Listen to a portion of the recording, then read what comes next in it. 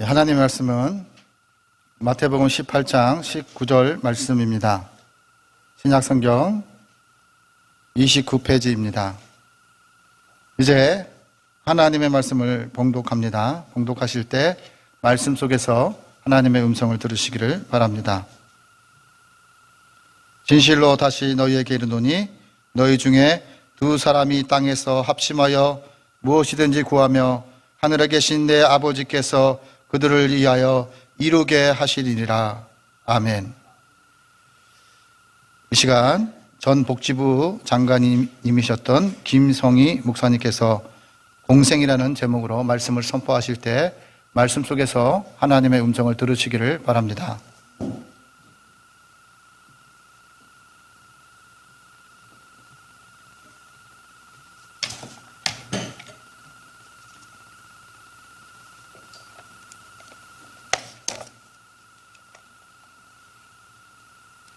예, 참 반갑습니다.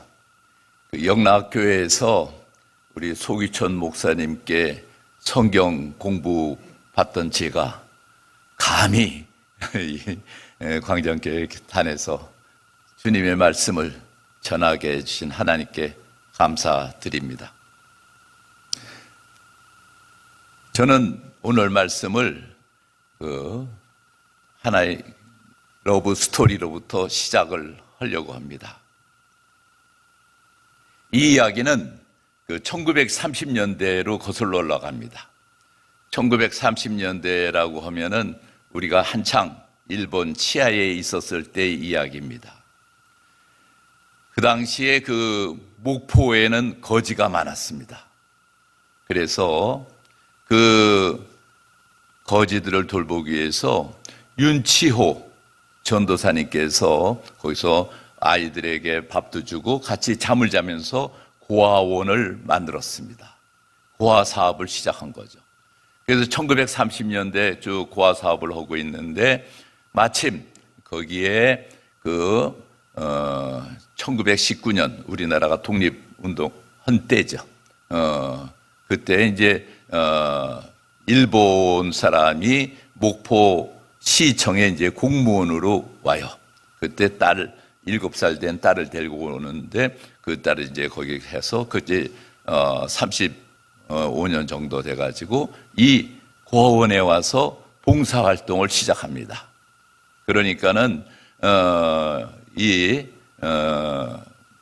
일본 여성이죠. 그러니까 20대죠. 상당히 고아들을 사랑하는 그런 마음도 있고 믿음도 있었어요. 그래가지고서 봉사하다가 2년 후에 윤치호 전도사님하고 또 이 일본 여자가 결혼을 해가지고 일본 여자가 윤학자라는 이름을 갖게 됩니다.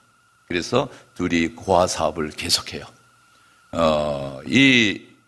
목포, 군산 이런 지역은 다 알지만 호남의 곡창지대니까 그때 이제 쌀로 이제 일본에 많이 공출되기도 하고 그런 지역이니까는 고아가 더 많았을 거라고 생각이 들어요. 그래서 일본 시대 때 쭉 고아원 사업을 하다가 이제 해방을 맞았죠. 해방이 되니까는 그때 일본 여자들은 다 일본으로 이제 돌아가게 됩니다. 그래서 이 결혼했던 윤학자 여사도 고아와 그 남편을 떠나가지고 일본에 가요. 그래서 일본에서 서너 달 지내다가 그래도 남편 사랑하고 또 고아를 사랑해야겠다 해서 혼자 다시 또 한국에 나와서 고아 사업을 계속합니다. 그래서 쭉 지내다가 1950년이 됐어요. 그러니까 1950년부터 하지만 6.25 전쟁이 일어나지 않았습니까? 그러니까 이 고아 운동하기가 더 힘든 거예요. 쌀 구할 수가 없어요. 그래가지고 이 윤치호 전도사가 목포에서 쌀을 구하려고 광주까지 갑니다. 그래서 이제 거기 가가지고 여러 가지 이제 말하자면 쌀 모금 운동을 한 거죠. 그래서 하고 어느 여관에 머물렀다는 데까지만 나오는데 그 이후에 실종이 됩니다. 밤에 청년들이 와서 데리고 나갔다고 하는데 그 후에는 소식이 없어요. 그게 1952년입니다. 한창 전쟁 중이죠. 그래서 1952년에 윤치호 전도사는 실종이 돼요. 그러나 그 윤학자 여사는 고아 사업을 계속합니다. 그러니까는 윤치호 전도사가 없고 그러니까는 그 목포 시내에 그 공산당 건달들이 일본 여자 죽이자 이러고 고아원에 쳐들어와요. 제가 말씀드린 죽이자의 개념에는 여러 가지 해석할 구석이 있습니다. 그래서 막 공산당 건달들이 이제 쳐들어오니까는 그 고아들이 나가서 몸으로 막아요. 그러면서 뭐라 그러냐면은, 우리 어머니를 왜 죽이려고 그럽니까? 해서 고아들이 그걸 막아가지고, 그 건달들이 돌아갑니다. 그런 고통도 있었어요. 그리고 또 쌀 구하기가 힘드니까는 시집 올 때 이 사람이, 그 풍금을 갖고 왔어요. 왜냐하면은 풍금 치면서 희망의 소리를 고아들에게 들려줘야겠다. 이런 뜻을 가지고 왔는데 정말 이제 뭐 물건 팔 것도 없고 쌀 구할 길이 없으니까 정말 사랑하는 풍금도 쌀로 바꿉니다. 그러니까 얼마나 그 심정이 처량했겠어요. 아까 보니까 올가라는데 그 정말 평생 그렇게 아끼고 고아를 위해서 헌신했던 그 풍금을 팔 때 아마 여성들의 그 심정이 참 묘했을 것 같습니다.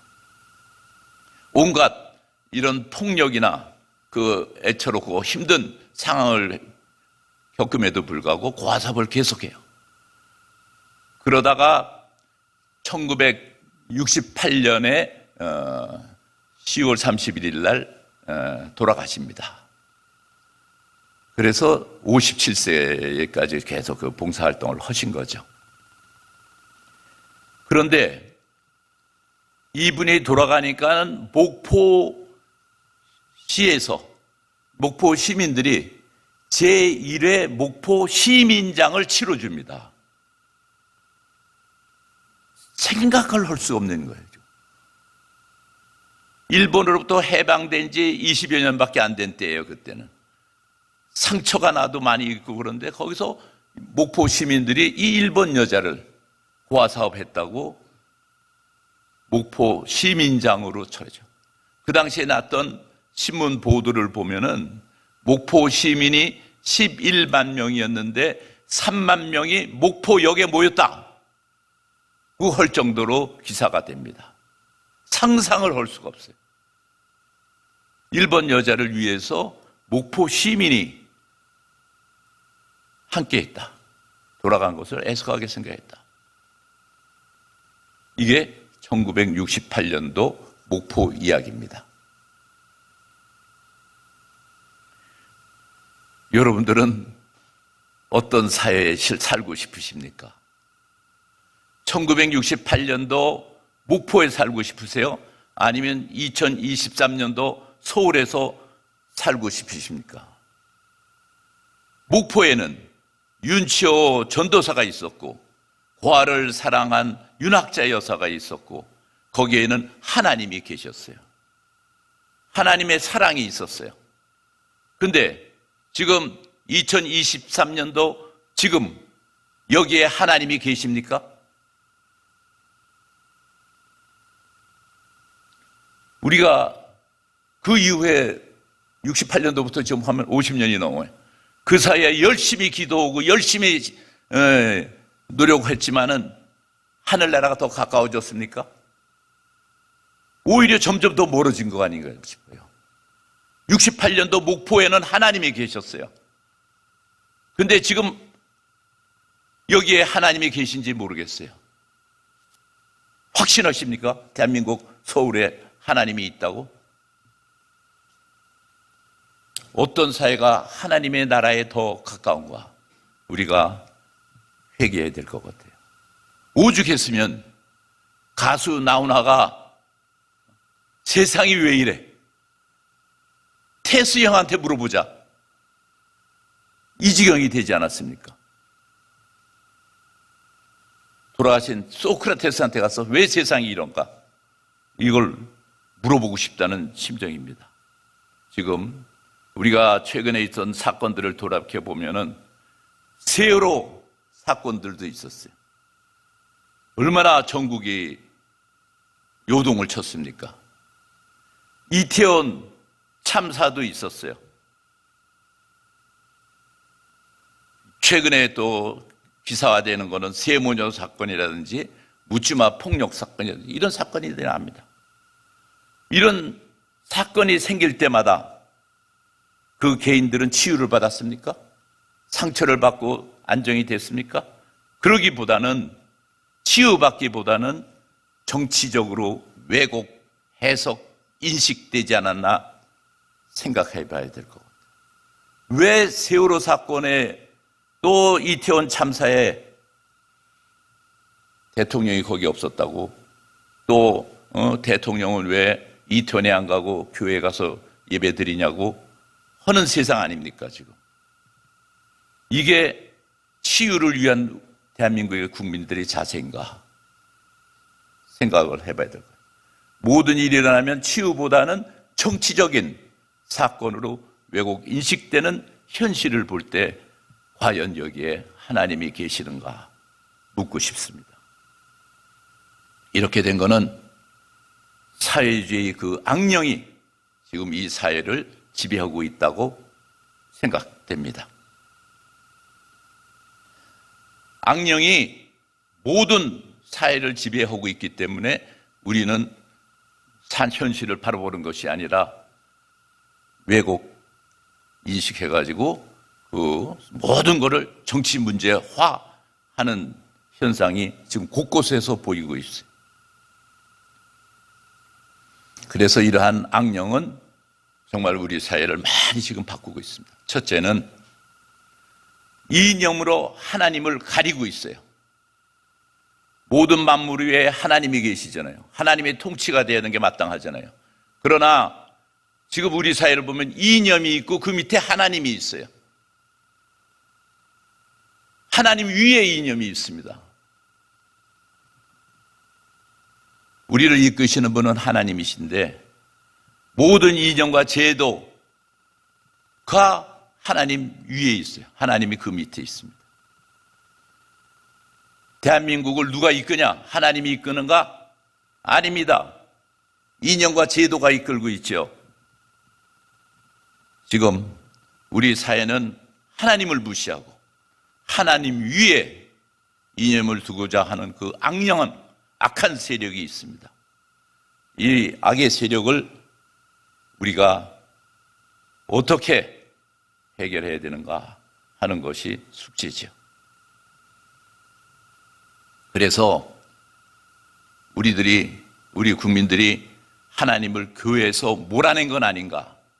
교회에 과연 하나님이 계시는가? 묻고 싶습니다. 사람들은 자기 자신들을 갖다가 하나님 위에 두고 개인주의하고 자기 중심이 돼가지고 마음대로 하나님을 이용하고 있습니다. 우리는 하나님의 주권을 회복하여 그 이념 위에 모든 제도 위에 하나님의 계심을 알려야 합니다. 둘째는 그 악령이 자유민주주의의 기본 정신을 파괴하고 있습니다. 자유민주주의의 기본 정신은 자유평등 박애입니다. 자유의 가치가 잊혀지고 있죠. 자유가 비판받고 있습니다. 자유가 기껏해야 자본주의만 만들어내지 뭘 했느냐는 비판을 받고 있는 것이죠. 자유는 인간의 창의력을 최대한 발휘해서 하나님의 뜻에 따라 이 세상을 아름다운 세상을 만들려는 하나님이 우리에게 주신 선물입니다. 평등은 지나치게 또 잘못 해석되고 있죠. 평등이라고 하는 것은 하나님 보시기에 똑같이 평등하게 행복을 나눠 가지라고 한 것이지 모든 사람이 물질을 똑같이 평등에 나눠 가지라는 것이 아닙니다. 전도가 된 거죠. 도움을 받고 주는 그런 평등한 사회가 돼야 마땅합니다. 이때 박애의 정신이 필요합니다.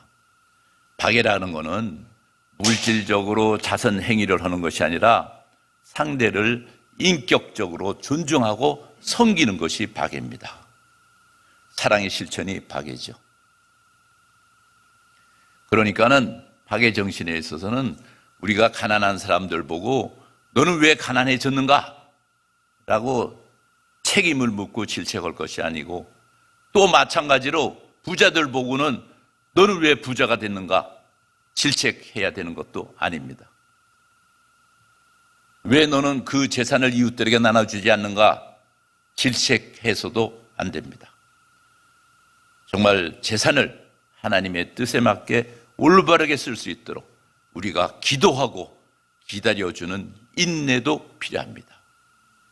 그것이 박애죠. 최근에 자유, 평등, 박애 이런 개념을 기대했는데 요즘 사회를 가만 보면은 자유, 평등, 박애라는 말은 없어지고 자유, 평등, 공정이라는 말을 써요. 아마 여러분들도 잘 귀담아 들으면 그게 보일 겁니다. 그래서 내가 한번 젊은이들에게 물어봤어요. 야, 그거 희한하다. 어떻게 자유, 평등, 공정이냐? 우리가 배웠을 때는 자유, 평등, 박애로 배웠다. 불란서 깃발도 자유, 평등, 박애. 그래서 빨강, 파랑, 하양 이런 거 아니냐? 아니래. 공정이 중요하대. 공정이라는 건 평등의 하위 개념이죠.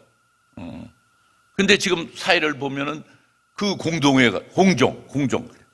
다시 말하면 악령은 우리들로 하여금 우리들의 사고를 외교시켜서 그 공정을 강조함으로써 불공정한 불평, 불만을 만들어내는데 써먹는 게 아닌가. 이런 거를 생각을 해야 돼요. 긴장감만 조성하는 거죠. 그래서 불공정에 대한 불평이 팽배한 사회가 되고 있습니다. 그렇게 되니까는 사람들은 불평만 많게 되니까 웃지를 않죠.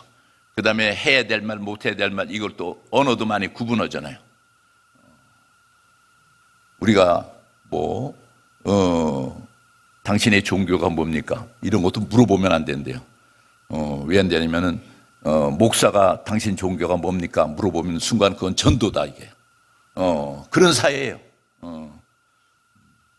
그러니까는 종교도 못 물어보고 이런 사회에서 정말, 국민들은 긴장하고 웃지 않고 그런 사회가 되죠.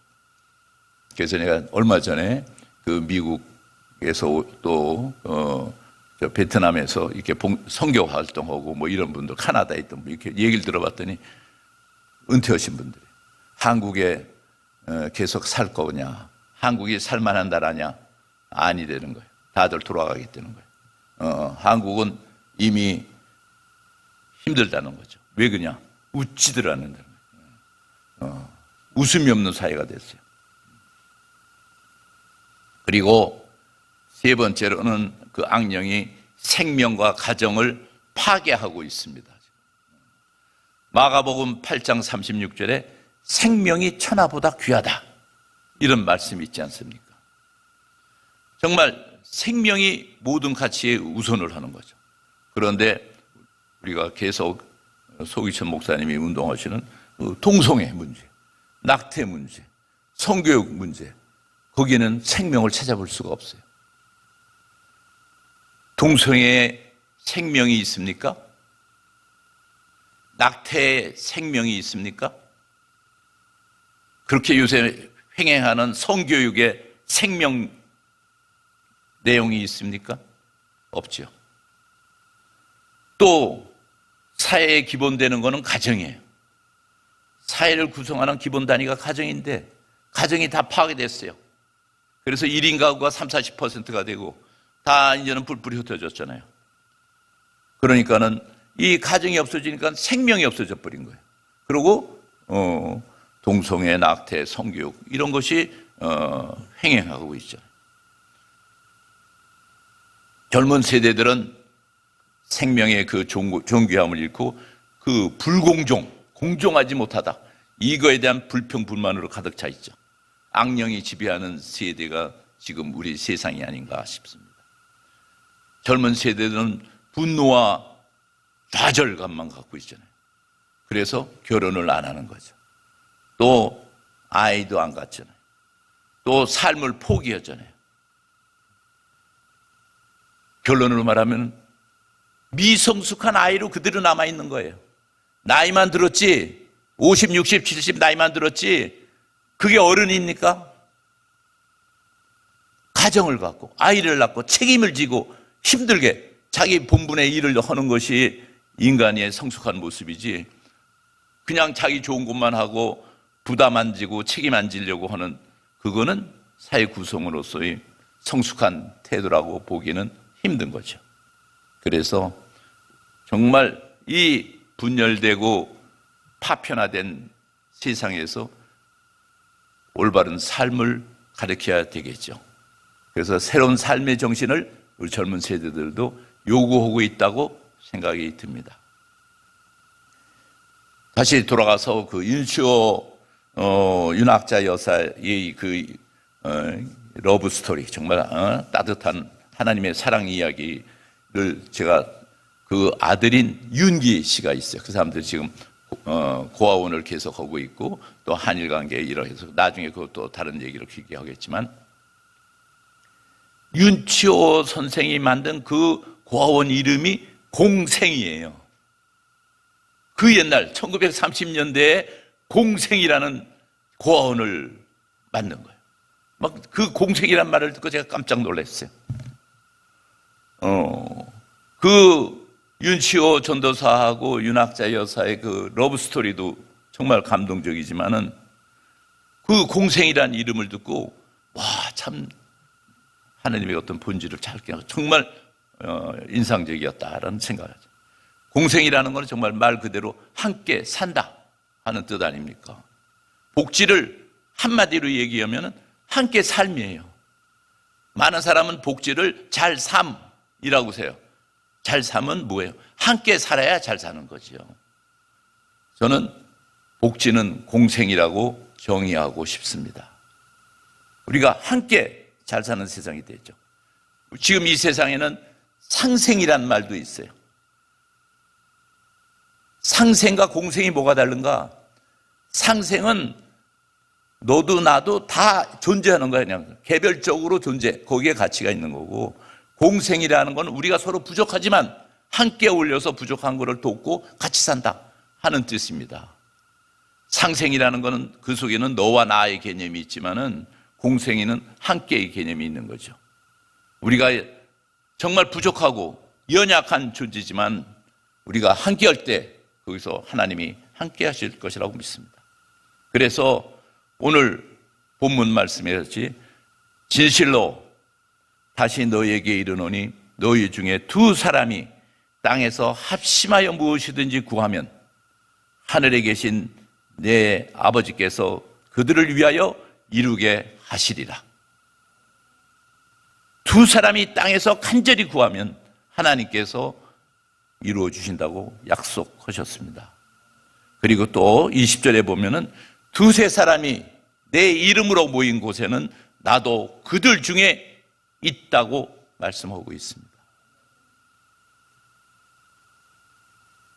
공생이죠. 그냥 윤학자, 윤치호 전도사가 함께 간절히 했기 때문에 목포 시민의 그 감동을 바꿔가지고 그 시민장을 만드는 하나님의 영광을 볼 수가 있었던 거죠. 지금 근데 우리 사회는 정말 우리가 돌이켜보면은 이런 공생의 경험은 다 날아갔어요. 그 일본 사람 죽창으로 죽이자, 이런 얘기들이 나요. 일본 사람 그렇게 핍박받은 사람들 아니에요. 1968년도 사람이 더 핍박을 받았어요. 착취를 받고. 거기서 7, 80년 지났는데 정치적인 장난이죠. 그래서 우리가 정말 하나님의 동등한 형제로서 서로들 갖다가 배제하고 혐오하고 질시의 대상으로 볼 것이 아니라 어떻게 우리가 협동해서 같이 살 건가, 그래서 하나님의 뜻을 이룰 건가 하는 우리가 형제로서 새로운 세상을 창조하고 하나님 보시기에 아름다운 세상을 만들어 가야 할 줄 믿습니다. 시편 133장에는 우리가 다 잘 알고 있잖아. 보라, 형제가 연합하여 동거함이 어찌 그리 선하고 아름다운고, 머리에 있는 보배로운 기름이 수염 곧 아론의 수염이 흘러서 그의 옷깃까지 내림 같고, 헐몬의 이슬이 시온의 산들에 내림 같도다. 거기서 여호와께서 복을 명령하셨나니 곧 영생이로다. 형제의 우애를 형제간에만 있는 것이 아니라 가족과 이웃과 민족의 화합까지 확대해가지고 사랑하라는 하나님의 말씀이죠. 형제 사랑의 정신이 정말 온 나라 구석구석까지 미쳐가지고 이 사회, 이 나라가 아름다운 결실을 맺으라는 구원의 말씀입니다. 영생의 축복을 주고 있는 거죠. 우리 예수 학교가 바로 이러한 보배로운 기름이 되고 헐몬의 이슬이 될 줄 믿습니다. 아름다운 결실을 맺기 위해서 우리 함께 해야 될 거라고 생각이 듭니다. 하나님의 위치를 바로 세우고 자유와 평등과 박애의 정신을 올바로 가르쳐서 정말 생명을 존중하고 가정을 사랑하고 나라를 사랑하는 좋은 학생들을 배출을 해야 된다고 생각이 듭니다. 배출할 것이라고 믿습니다. 예수 학교 교육이라는 그 빛을 통해 가지고 우리는 어둠을 물리쳐야 됩니다. 이 일은 간단한 일이 아니죠. 많은 시간과 많은 정성이 있어야 된다고 생각이 듭니다. 우리가 우리들의 제자를 하나님의 빛의 사자로 길러내야 할 줄 믿습니다. 여호수아 1장 9절에 있는 같이 내가 네게 명령한 것이 아니냐, 강하고 담대하라, 두려워하지 말라, 놀라지 말라, 내가 어디로 가든지 네 하나님 여호와가 너와 함께 하느니라 하시니라. 함께 하실 겁니다.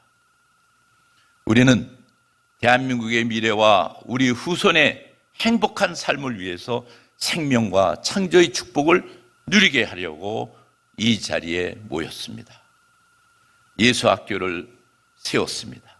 하나님께서 우리에게 하나님의 나라를 이 땅에 세우라는 소명을 주신 줄 압니다. 로마서 8장 28절에 우리가 알거니와 하나님을 사랑하는 자, 곧 그의 뜻대로 부르심을 입은 자들에게는 모든 것이 합력하여 선을 이루리라. 하나님께서 합력하여 선을 이루어 주겠다는 약속을 하고 계십니다. 우리들에게 복을 내려 주실 것입니다. 기도드리겠습니다. 하나님께서는 일찍이 기독교 정신으로 대한민국을 세워주셨으나 저희들이 어리석어 하나님의 뜻을 제대로 지키지 못했습니다. 용서하여 주시옵소서. 하나님, 늦게나마 지금 여기에 나와 한마음으로 하나님의 뜻을 구하오니 저희들의 기도를 들어주시옵소서. 소기천 목사님께서 예수 학교를 세워 하나님의 뜻을 따르고자 하오니 주님 함께하여 주시옵소서. 승리하게 하여 주시옵소서. 하나님의 사자로서 헌신하고자 하오니 인도하여 주시옵소서. 이 모든 말씀 우리 주 예수 그리스도 이름으로 기도드립니다. 아멘.